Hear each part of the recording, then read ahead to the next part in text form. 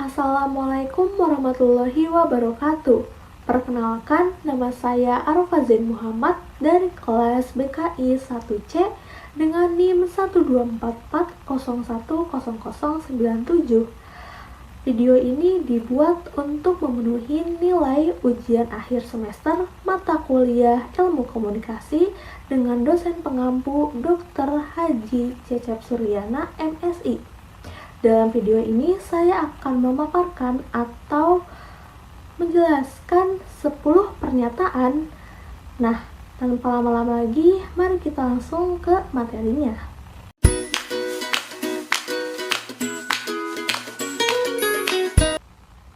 Ilmu komunikasi berakar pada retorika, seni berbicara dan berargumen secara persuasif yang berkembang di zaman Yunani kuno. Retorika menjadi dasar pemikiran tentang persuasi, logika, dan penyampaian pesan efektif. Tokoh seperti Aristoteles, Plato, dan Cicero berperan besar dalam membentuk retorika yang mempengaruhi ilmu komunikasi modern. Socrates adalah figur penting tetapi bukan pengembang utama retorika. Muridnya Plato dan terutama Aristoteles mengembangkan konsep ini lebih jauh. Aristoteles mempunyai bukunya Retorik menjelaskan teori tentang etos, patos, dan logos sebagai elemen utama persuasi. Jadi, perlu digarisbawahi memang benar ilmu komunikasi berakar dari retorika. Namun, yang membuatnya menjadi lebih struktur dan juga terkenal itu ada pada eranya Plato dan Aristoteles, bukan pada masa Socrates.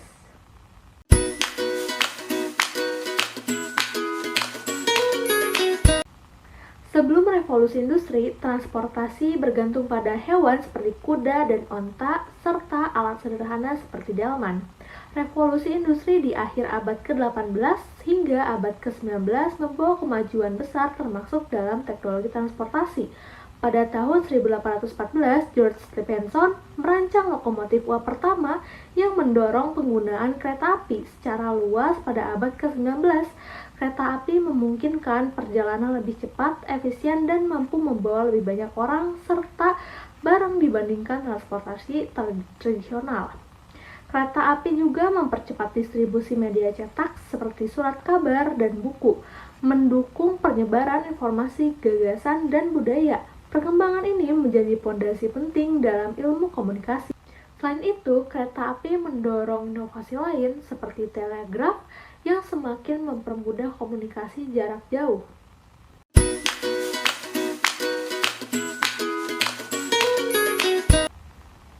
Menurut Carl Ive Hovland, komunikasi adalah proses penyampaian pesan untuk mempengaruhi atau mengubah sikap, opini, atau perilaku penerima. Pandangan ini didasarkan pada penelitiannya tentang komunikasi persuasif, khususnya selama Perang Dunia II saat ia mengkaji efektivitas propaganda dan komunikasi massa. Hovland menyoroti 3 elemen utama dalam efektivitas komunikasi. 1. Sumber pesan atau kredibilitas komunikatornya. Lalu yang kedua ada isi pesan, yaitu cara pesan disusun. Dan yang ketiga, penerima pesan atau karakteristik audiensnya. Hovland memandang pesan sebagai bentuk stimulus yang dapat mempengaruhi penerima meskipun istilah perangsang lebih erat kaitannya dengan behaviorisme. Dalam pendekatannya, perubahan perilaku terjadi melalui proses komunikasi yang efektif, bukan hanya penyampaian langsung stimulus. Jadi, komunikasi menurut Hovland adalah alat untuk mengubah sikap atau perilaku melalui pesan yang dirancang dengan baik.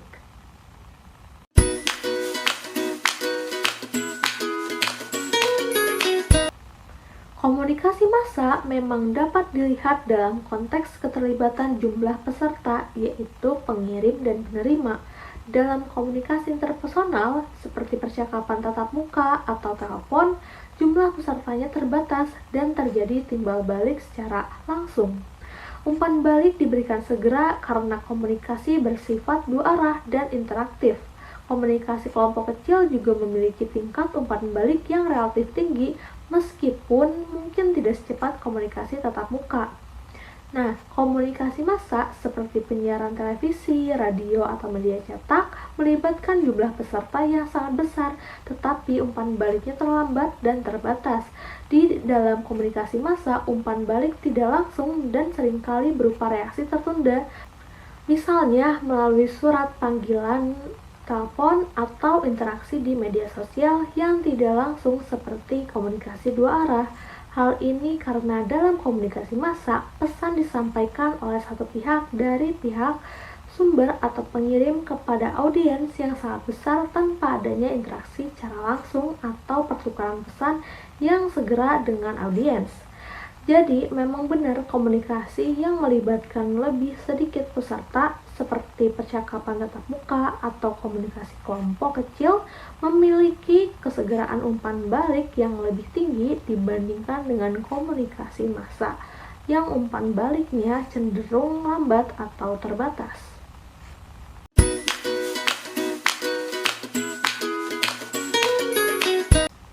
Komunikasi memang memiliki peran yang sangat penting dalam berbagai aspek kehidupan manusia karena dalam beberapa aspek seperti yang pertama, membangun konsep diri dan aktualisasi diri, yaitu komunikasi memberikan umpan balik dari orang lain yang membantu individu memahami diri, keinginan, dan interaksi dengan dunia.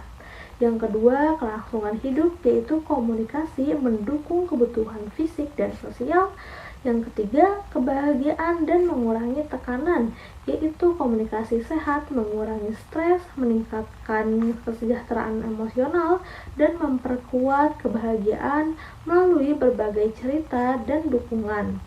Nah, yang terakhir, keempat, memupuk hubungan sosial, yaitu komunikasi adalah dasar untuk membangun dan menjaga hubungan sosial yang positif. Nah, semua fungsi tersebut bersifat sosial, mendukung interaksi yang membentuk kehidupan individu dalam masyarakat.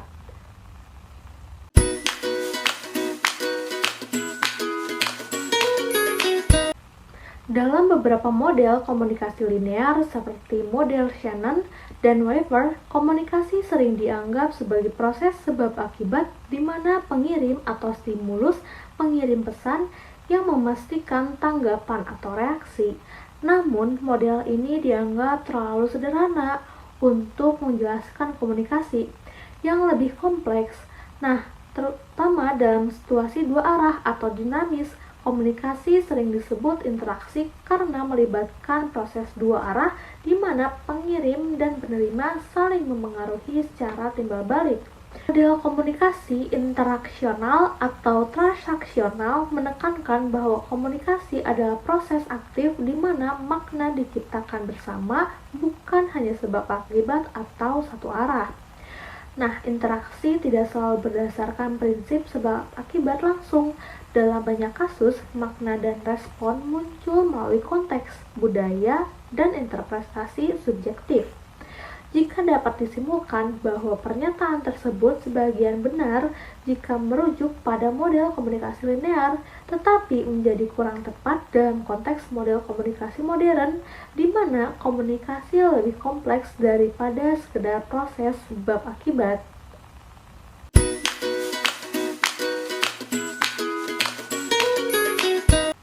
Perbedaan dalam cara berkomunikasi antar suku di Sumatera dan Jawa memang dapat dilihat sebagai perbedaan yang terkait dengan aspek sosial dalam konteks komunikasi.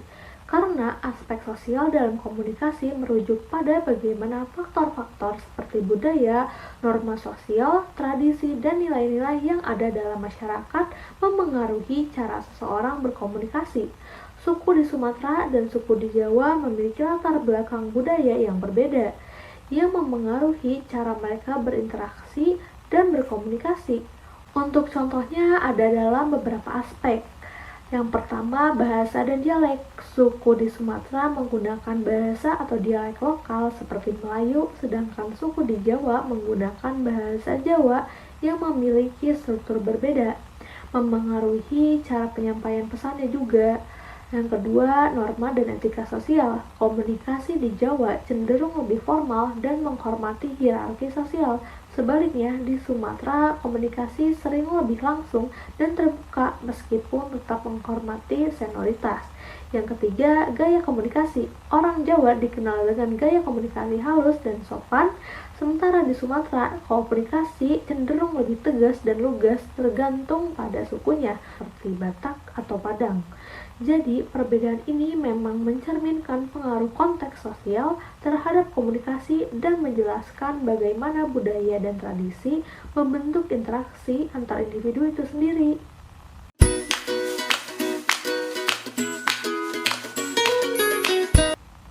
Parabahasa atau dalam bahasa Inggris paralanguage merujuk pada aspek komunikasi nonverbal yang menyertai ucapan seperti intonasi, nada suara, kecepatan bicara, jeda, volume, dan emosi yang terkandung saat berbicara.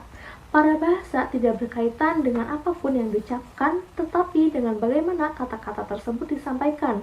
Misalnya, kata apa dapat memiliki arti yang berbeda tergantung intonasi dan nada suara yang digunakan, bisa menjadi sarkastik, penasaran, atau marah. Jadi, parabahasa lebih fokus pada cara penyampaian, bukan isi ucapannya.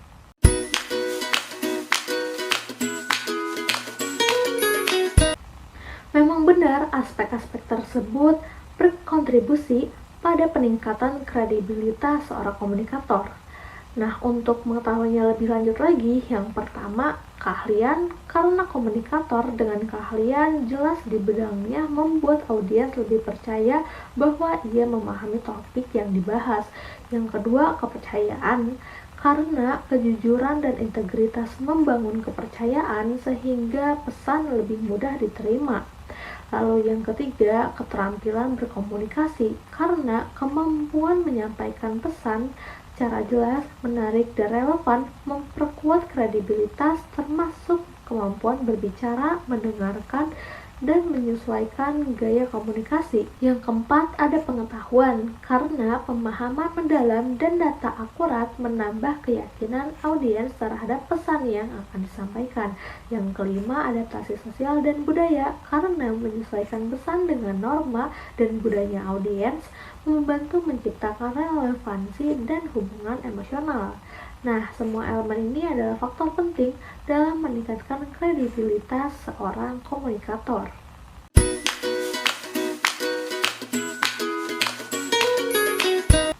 Memang benar, konsep yang berasal dari teori komunikasi dan psikologi Charles E. Osgood yang menjelaskan interaksi antara rangsangan eksternal dan proses internal manusia. Untuk contohnya ada yang pertama, teori medan semantik. Salah satu kontribusi utama Osgood adalah teori medan semantik yang menunjukkan bahwa manusia memproses informasi tidak hanya berdasarkan stimulus eksternal, tetapi juga melalui interpretasi internal yang dipengaruhi oleh pengalaman, nilai, dan emosi. Yang kedua, proses internal. Dalam teori ini, Osgood menekankan bahwa interpretasi manusia terhadap pesan tidak bersifat pasif.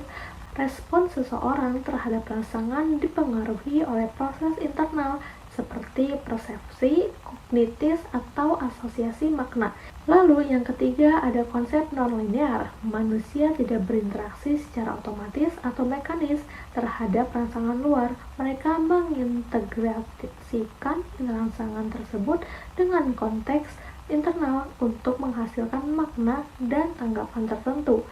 Jadi, teori ini memang menegaskan bahwa komunikasi ada proses aktif yang melibatkan stimulus eksternal dan pemrosesan internal. Baik, sekian pemaparan 10 pernyataan yang dapat saya sampaikan. Mohon maaf sebesar-besarnya apabila masih ada banyak kekurangan. Namun, sebelum saya tutup, akan saya bacakan terlebih dahulu satu pantun. Mentari senja telah tenggelam, hujan turun mulai terjatuh.